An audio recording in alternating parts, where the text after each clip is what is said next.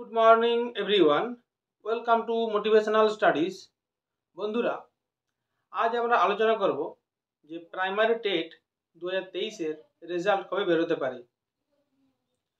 তো তার আগে জেনে নেব যে টেট কবে হয়েছিল এবং কতজন পরীক্ষার্থী বসেছিলেন এবং কিভাবে হয়েছিল, একটা সার্ভিলেন্সের মধ্যে হয়েছিল, সেটা আমরা একটু জেনে নিই। তার আগে বন্ধুরা, যারা আমার চ্যানেলটা এখনও সাবস্ক্রাইব করেননি এবং যারা আমার চ্যানেলে এখনও নতুন, তারা চ্যানেলটা একটা সাবস্ক্রাইব করে দেবেন। তো যাই হোক, শুরু করছি। প্রাথমিক যে টেট 2023 হয়েছিল 2023 সালের 24শে ডিসেম্বর, কিন্তু তার এখনো রেজাল্ট বেরোয়নি। তাতে 2022 সালের টেটের তুলনায় প্রায় 50% পরীক্ষার্থী কম বসেছিলেন, কারণ 2023 সালের টেটে ডিএডটা মাস্ট হয়ে গিয়েছিল। 2023 সালে পরীক্ষার্থী হিসেবে রেজিস্টার করেছিলেন, মানে রেজিস্ট্রেশন টোটাল করেছিলেন 3,09,054 জন, এবং টেটে বসান 2023 সালে টেটে বসান প্রায় 2,72,000 পরীক্ষার্থী। আর 2023 সালে টেট ফিল আপ করেছিলেন, মানে রেজিস্ট্রেশন করেছিলেন প্রায় 6 লক্ষ পরীক্ষার্থী। কিন্তু যেহেতু 2023 সালে ডিএলএড উত্তীর্ণরা শুধুমাত্র পরীক্ষায় অংশগ্রহণ করতে পেরেছিলেন, তাই সংখ্যাটা কম ছিল।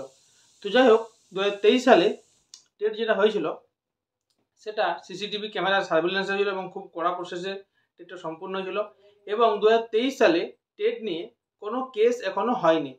কিন্তু তাহলে 2023-এর টেটের রেজাল্ট এখনো বেরোচ্ছে না কেন? সেটা হচ্ছে ওবিসি মামলা যেটা চলছিল সেই জন্য। ওবিসি মামলার জটের কারণে 2023-এর টেটের রেজাল্টটা আটকে ছিল, কিন্তু ওবিসি মামলার জট এখন প্রায় কাটতে চলেছে, মানে প্রায় কেটেই গেছে বলা চলে। তাই আমাদের শিক্ষামন্ত্রী ব্রাত্য বসু কয়েকদিন আগে আমাদের পাড়া আমাদের সমাধানে ওই দক্ষিণ দিনাজপুরে সম্ভবত গিয়েছিলেন।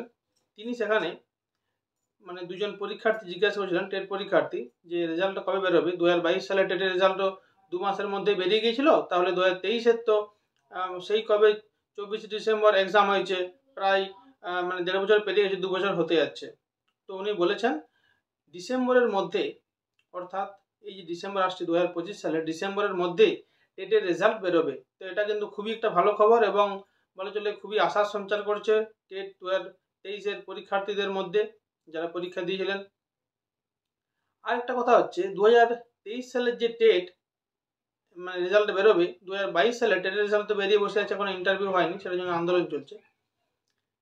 সেটার জন্য যে ভ্যাকেন্সি আছে, ভ্যাকেন্সি সম্ভবত 40 থেকে 50,000 ভ্যাকেন্সির মধ্যে একটা নিয়োগ করা হবে 2022 এবং 2023 মিলিয়ে।